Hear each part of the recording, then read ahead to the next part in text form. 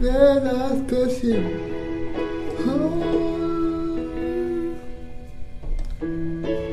We worship you.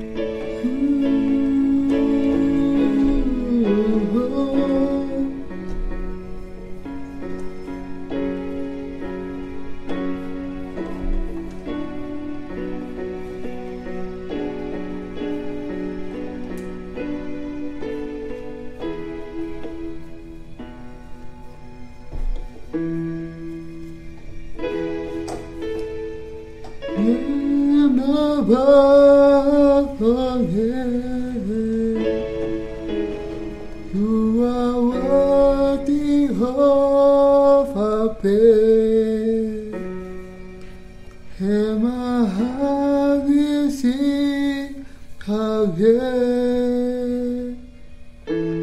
So God,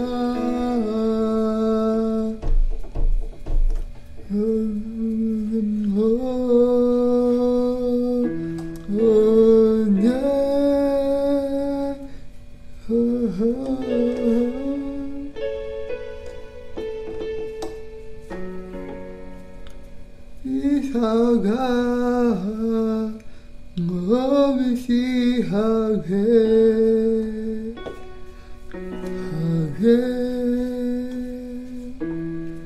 is our God.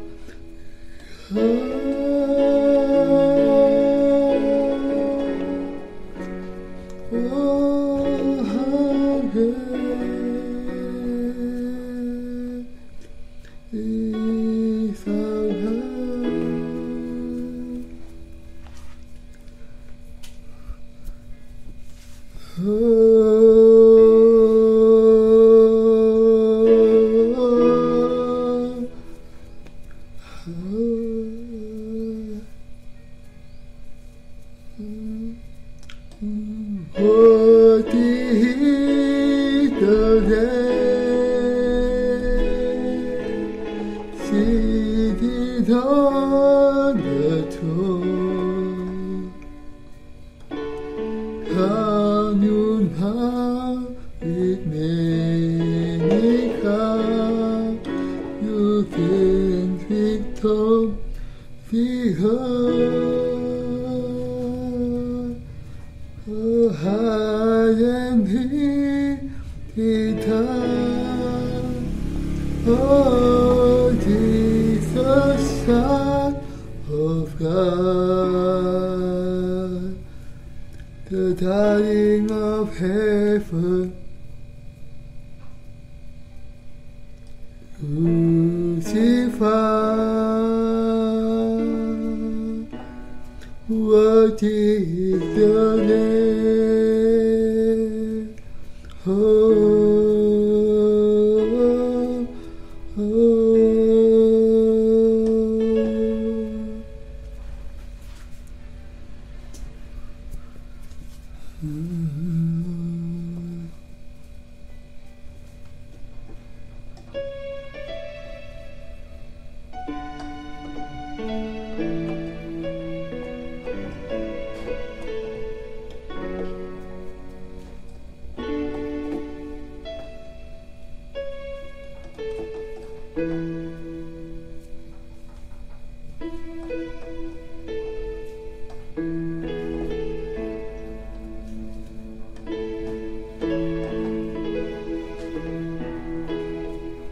The sun comes out in a new day coming.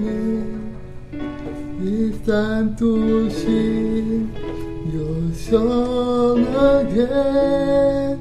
Whatever may pass and whatever lay before me, let my heart sing when the evening comes. Oh, the sun comes up. It's a new day coming. It's time to sing your song again.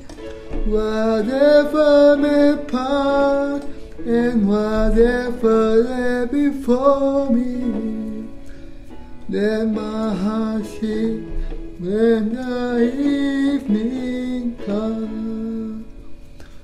Oh.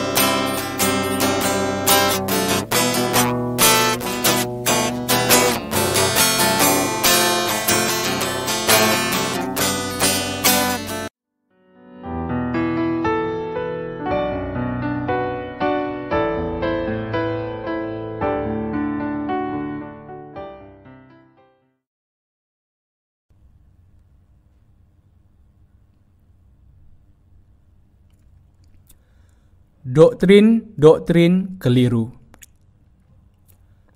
Roma 8 ayat 29 sampai 30. Sebab semua orang yang dipilihnya dari semula, mereka juga ditentukannya dari semula untuk menjadi serupa dengan gambaran anaknya, supaya ia, anaknya itu, menjadi yang sulung di antara banyak saudara. Dan mereka yang ditentukannya dari semula, mereka itu juga dipanggilnya. Dan mereka yang dipanggilnya, mereka itu juga dibenarkannya. Dan mereka yang dibenarkannya, mereka itu juga dimuliakannya. Bagian itu mengatakan bahwa Allah menentukan untuk menyelamatkan manusia di dalam Yesus Kristus.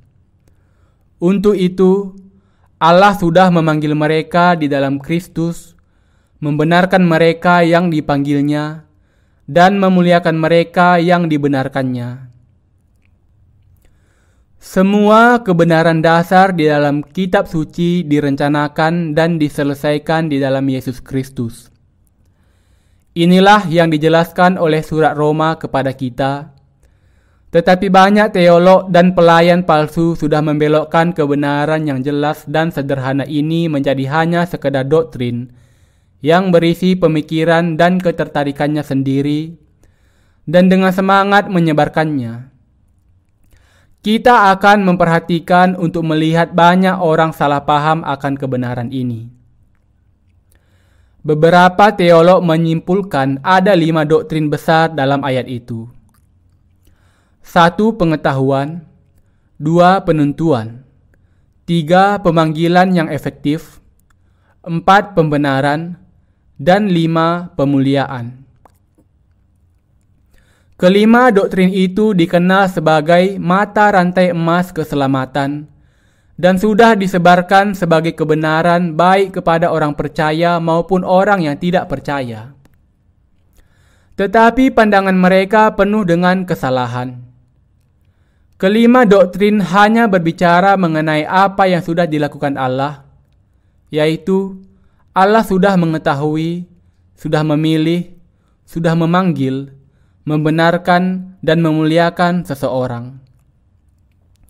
Tetapi doktrin penentuan adalah doktrin yang mengatakan bahwa Allah sudah tanpa syarat memilih mereka yang akan diselamatkannya sebelum orang itu dilahirkan. Tetapi kebenaran Alkitab tentang penentuan mengajarkan bahwa Allah sudah menjadikan orang berdosa sebagai anak-anaknya dengan mencurahkan kasih-Nya ke atas mereka. Dengan sudah memilih mereka, Allah memanggil mereka, membenarkan dan memuliakan mereka. Kekeliruan doktrin teologis penentuan dan pemilihan. Dalam teologi Kristen, kita bisa menemukan 5 doktrin utama Calvinis yang diajarkan oleh John Calvin. Di antara semuanya adalah doktrin penentuan dan doktrin pemilihan. Dalam diskusi selanjutnya, saya akan menunjukkan dari Alkitab kekeliruan doktrin-doktrin itu dan menyaksikan mengenai Injil, air, dan Roh. Doktrin pemilihan berasal dari seorang teolog yang bernama John Calvin. Tentu saja, Allah berbicara mengenai pemilihan di dalam Yesus Kristus jauh sebelum masa Calvin. Tetapi doktrin pemilihan ini sudah membuat banyak kebingungan. Doktrin yang salah ini membatasi kasih Allah dan menganggapnya sebagai diskriminasi dan tidak adil. Pada dasarnya, tidak ada batasan atau kekurangan dari kasih Allah, dan dengan demikian, doktrin penentuan yang mengajarkan adanya batasan seperti itu tidak lain hanyalah kesalahan saja. Tetapi kenyataannya, banyak orang yang percaya kepada Yesus saat ini menerima doktrin ini sebagai kewajaran dan pasrah pada nasib. Ide doktrin penentuan ini sudah menguasai banyak pikiran, karena doktrin ini cocok dengan orang-orang yang suka filsafat, dan dengan demikian mendominasi pikiran mereka, membuat doktrin ini bisa mereka percayai. Pernyataan doktrin ini bahwa bahkan sebelum penciptaan, Allah tanpa syarat menentukan dan memilih beberapa orang, sementara orang-orang lain ditentukan untuk ditinggalkan dari pemilihan ini. Kalau doktrin ini benar, jiwa-jiwa mereka yang tidak dipilih punya dasar untuk memprotes Allah, dan Ia akan menjadi Allah yang tidak adil dan pilih kasih. Karena doktrin-doktrin ini, kekristenan zaman ini terjebak ke dalam kebingungan. Sebagai akibatnya, banyak orang Kristen menderita sambil berpikir, apakah aku dipilih? Kalau Allah sudah membuang aku sejak sebelum penciptaan, apa gunanya aku percaya kepada Yesus? Mereka akhirnya menjadi lebih tertarik kepada apakah mereka termasuk atau tidak di dalam pemilihan Allah. Inilah sebabnya doktrin penentuan mengakibatkan begitu banyak kebingungan di antara orang-orang yang percaya kepada Yesus saat mereka lebih mempertanyakan kepemilihan mereka dibandingkan dengan Injil, air, dan Roh yang diberikan oleh Allah. Doktrin ini mengubahkan kebenaran kekristenan hanya menjadi sekedar agama dunia. Tetapi ini adalah saatnya untuk kita membuang doktrin yang salah itu dari umat Kristen dengan Injil yang sudah memberikan kesaksian mengenai kebenaran Allah. Untuk itu, Anda harus terlebih dahulu melihat sendiri apakah doktrin penentuan itu benar atau tidak, dan dibebaskan dari segala dosa Anda dengan mengenal dan percaya kepada Injil air dan Roh. Mereka yang sungguh-sungguh dipilih oleh Allah adalah mereka yang mengenal dan percaya kepada kebenarannya. Penentuan dan pemilihan yang dibicarakan dalam kebenaran. Efesus 1 ayat 3-5 mengatakan, "Terpujilah Allah dan Bapa Tuhan kita Yesus Kristus yang dalam Kristus telah mengaruniakan kepada kita segala berkat rohani di dalam sorga. Sebab di dalam Dia Allah telah memilih kita sebelum dunia dijadikan, supaya kita kudus dan tak bercacat di hadapan-Nya. Dalam kasih, Ia telah menentukan kita dari semula oleh Yesus Kristus untuk menjadi anak-anak-Nya, sesuai dengan kerelaan kehendak-Nya." Pemilihan yang disebutkan di dalam bagian surat Efesus ini adalah pemilihan di dalam Dia sebelum dunia dijadikan. Efesus 1 ayat 4. Juga dikatakan bahwa Yesus Kristus tidak mengecualikan satu orang pun dari anugerah keselamatan dari dosa. Dari bagian ini, kita harus pasti mengenai apa yang salah di dalam doktrin penentuan. Kesalahan mendasar dari doktrin ini adalah karena ia bias terhadap standar tentang pemilihan Allah, yaitu dasar mengenai siapa yang diselamatkan dan yang tidak bukanlah didasarkan kepada firman Allah, tetapi justru kepada keputusannya yang sewenang-wenang dan tanpa syarat. Kalau kita harus mendasari iman kita kepada Yesus dengan logika mengenai penentuan dan pemilihan tanpa syarat itu, bagaimana kita bisa percaya kepada Yesus dalam keadaan khawatir karena ketidakpastian dan bimbang? Kalvinisme mengajarkan doktrin yang salah yang menjadikan Allah yang adil menjadi Allah yang tidak adil dan tidak benar. Alasan mengapa Calvin membuat kesalahan yang demikian adalah karena ia menghilangkan syarat di dalam Yesus Kristus dari penentuan Allah. Dan kesalahan itu sangat besar dan membingungkan serta menyesatkan banyak orang. Tetapi kitab suci mengatakan dengan jelas, di dalam Dia Allah telah memilih kita sebelum dunia dijadikan. Efesus 1 ayat 4. Kalau seperti keyakinan Calvinis, Allah tanpa syarat memilih beberapa orang untuk menjadi Allah mereka sementara meninggalkan beberapa yang lain tanpa syarat, bukankah ini sangat tidak masuk akal? Calvin menjadikan Allah menjadi Allah yang tidak adil di dalam pikiran manusia. Tetapi Alkitab mengatakan kepada kita di dalam Roma 3 ayat 29. Atau adakah Allah hanya Allah orang Yahudi saja? Bukankah Ia juga adalah Allah bangsa-bangsa lain? Ya, benar. Ia juga adalah Allah bangsa-bangsa lain. Allah adalah Allah bagi semua manusia dan juru selamat semua. Yesus adalah juru selamat semua. Ia memberikan penebusan bagi semua manusia dengan menanggung segala dosa manusia ke atas dirinya melalui baptisannya oleh Yohanes dan darahnya di kayu salib. Matius 3 ayat 15. Kitab suci mengatakan bahwa Kristus menyelamatkan semua orang berdosa dengan menanggung segala dosa dunia dengan baptisannya dan membawa semuanya ke kayu salib. Yohanes 1 ayat 29. Dihukum bagi dosa-dosa mengganti